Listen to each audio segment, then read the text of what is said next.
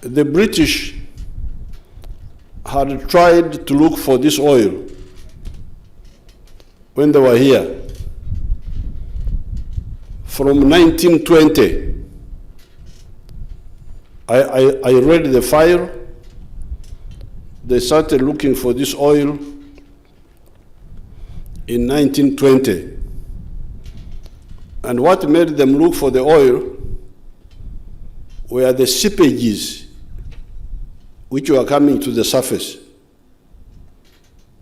Itaka rikaba nirijwa amajuta.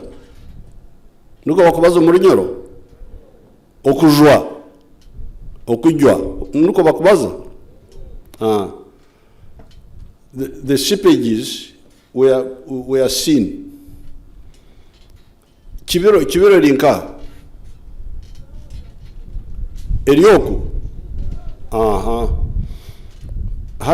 Now at that place called Kibiro, the oil was oozing to the surface.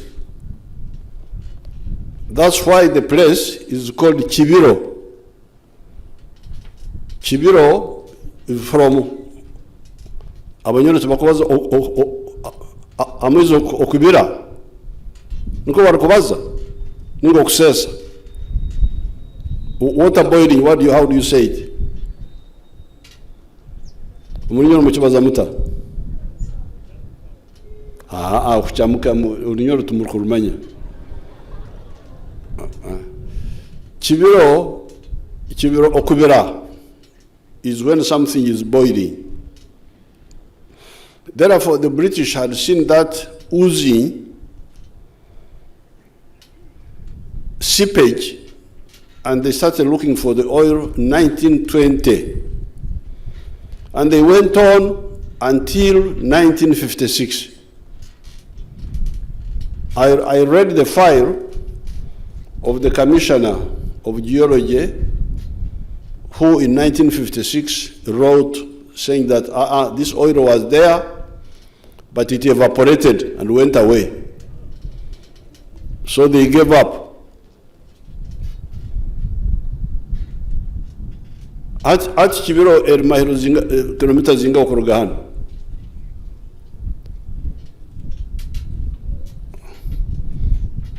Rubondo, why did the British miss this? You come and tell us how they missed it. Come.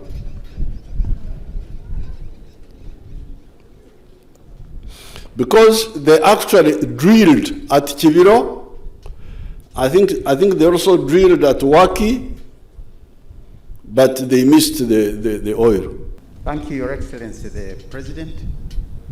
The method of exploration that was being used that time by the British was mainly based on following seepages of oil to try and locate oil reservoirs.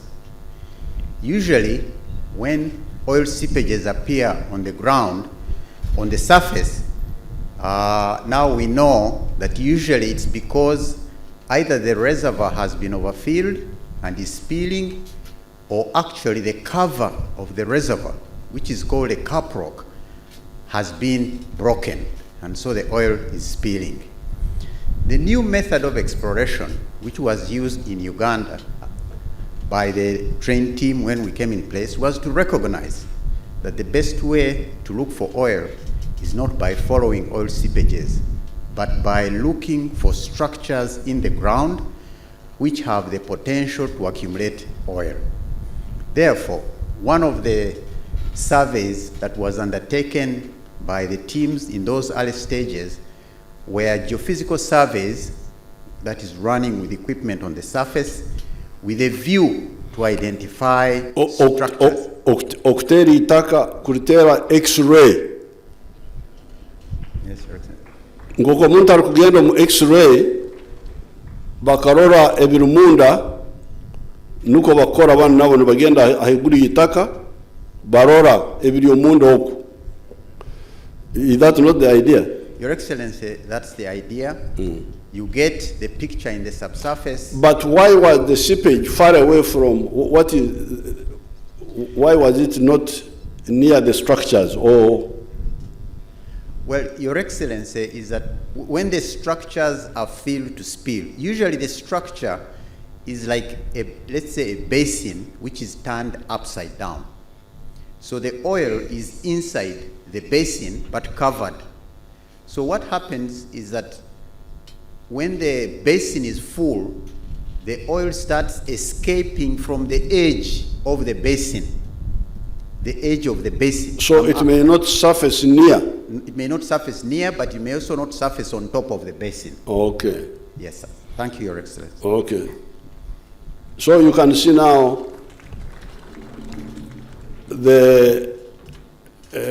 how the British missed the oil, which was good.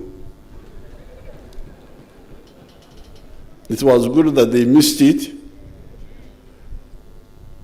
But when we came into government, a few days when I was in Entebbe, a group from Shell BP came and told me that they wanted to sign an agreement with me about oil exploration in Lake Albert. You Ugandans, this Lake Albert, in our language here we call it Mwitanzige. That's the name of this, what they call Lake Albert. Mwitanzige, Murinyoro, Mwitanzige in Runyankore. It means the lake that kills the locusts.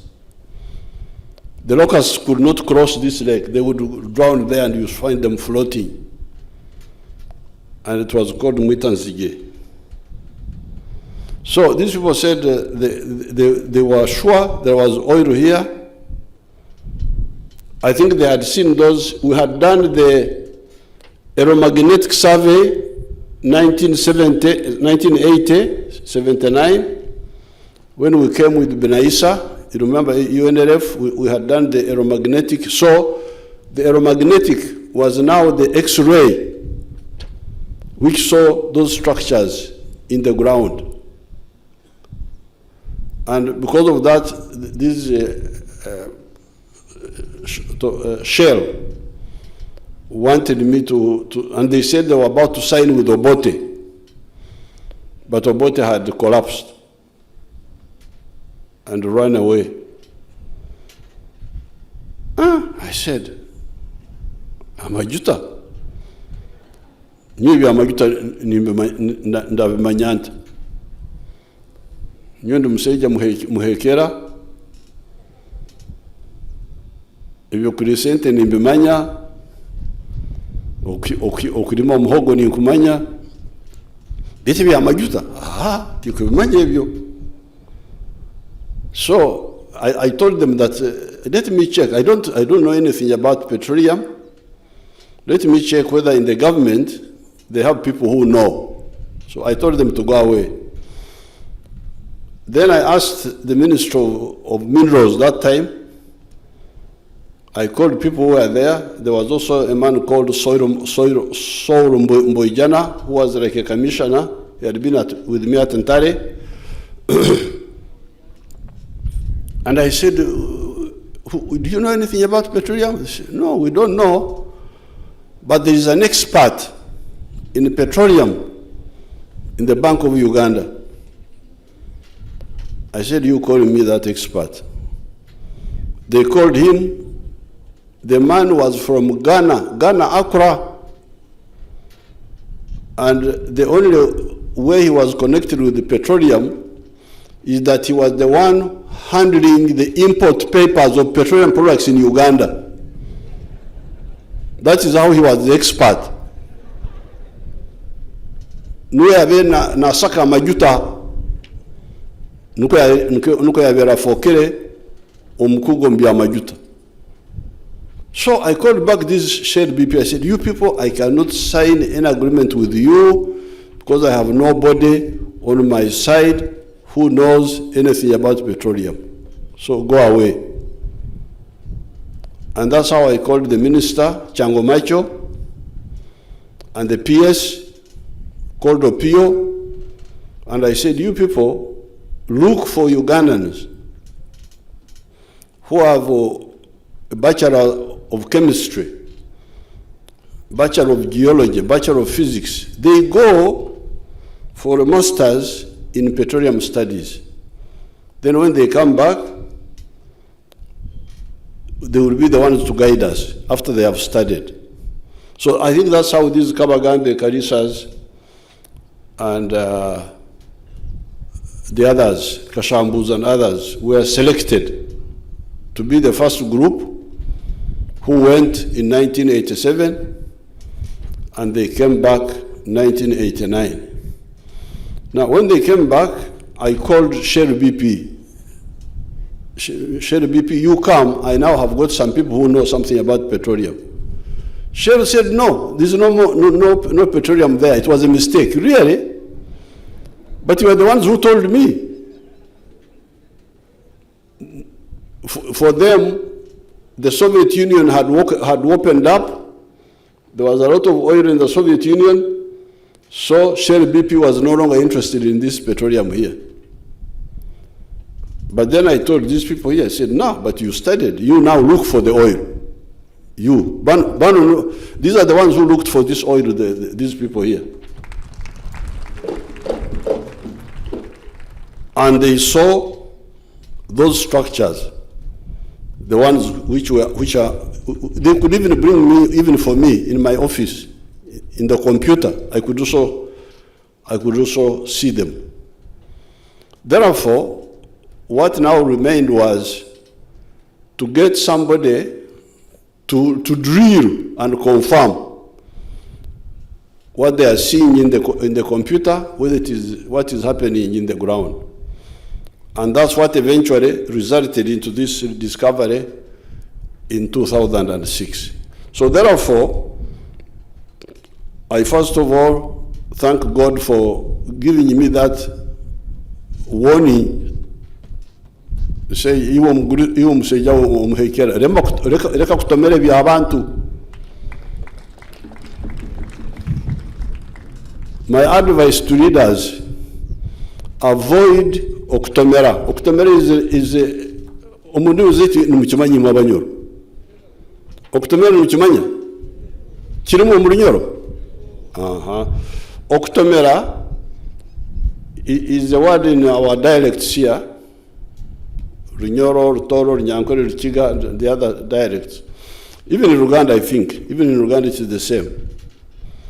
Meaning bumping into issues of Africa. Ensonga za Africa, tinsonga za okutomera. Kora batakumanya kintu, oyechuleze, obuze, okaguze. Leka kwefora nkarukumanya kandi utakumanya. Nyo ebi amajuta nibimanya nta. Nyo omusejo omusita aikara na risente omukusoma tindasomera bya amajuta. Mpimba amajuta ga Uganda ngatware ntakumanya hinda gatwara. Tumukurora akabe akaryaho. You young people, you should be very careful. I was a young person like you people. And petroleum was very exciting. I would have been very excited. Uganda.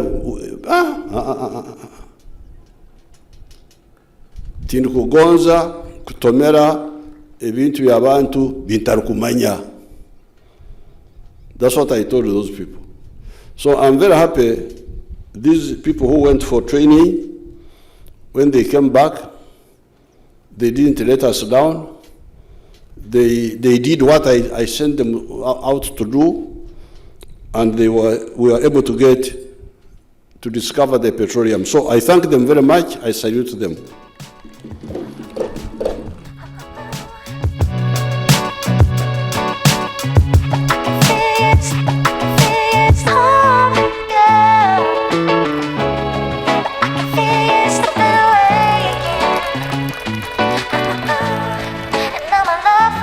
So strong.